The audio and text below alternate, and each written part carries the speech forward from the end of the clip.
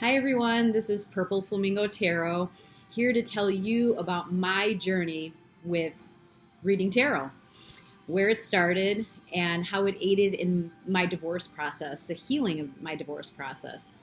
So, when I was roughly 10 years old, my best friend's mom introduced tarot and the kind of spiritual world to me and my best friend. She saw in me, some abilities that I had as a kid that I didn't really talk about.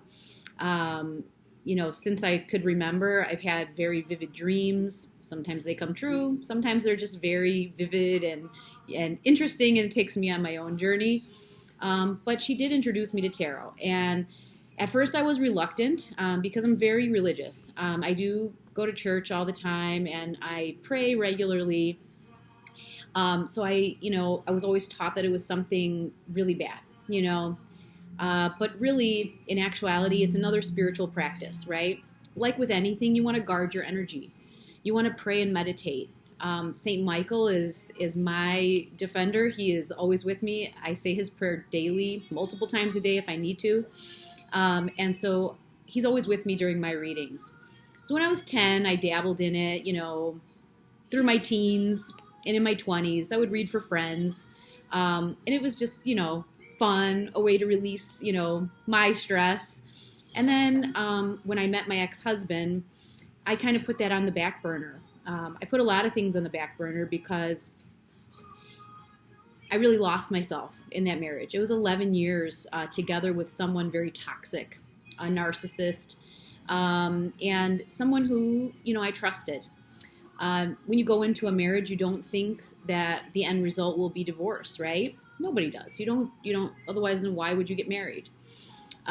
So I literally put my tarot away in a box in a bin, and that's where it stayed.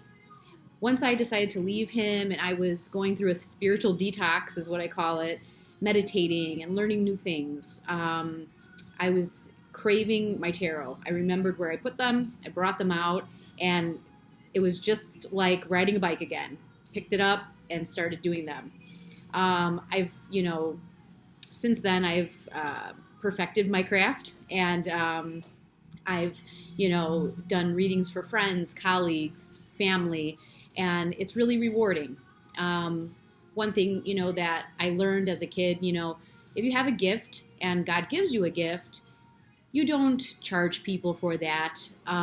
You simply give it to them. The time they need, you give it to them. Some of my sessions that I do in person, could be a half hour, some 3 hours. I really thought of it through my divorce as a form of talk therapy for myself. Because mostly, people come to tarot for what's going to happen in love, what's going to happen in my job, will I get that house, things like that. So it's very common, and you connect with people on a very, very deep level. Even if you don't know what their question is, as a reader, you can depict what the picture is going to look like. Another thing that I like to add, which many tarot readers that I've seen on YouTube do as well, you use the tarot cards and then you use the oracle to kind of round out that picture and make it a beautiful story.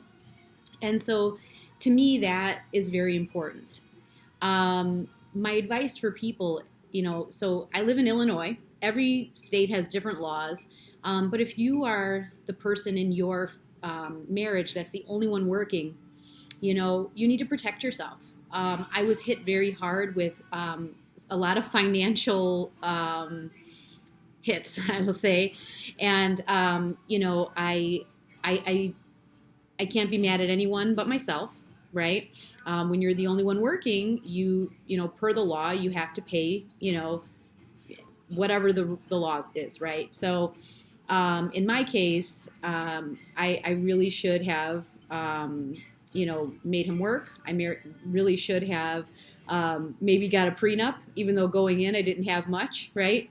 And I was a single mom when I met him, so they're not even his kids, and he made out like a bandit. But like I tell my family, it was a price for my freedom to pay whatever it was that my lawyer said that per the state I had to pay.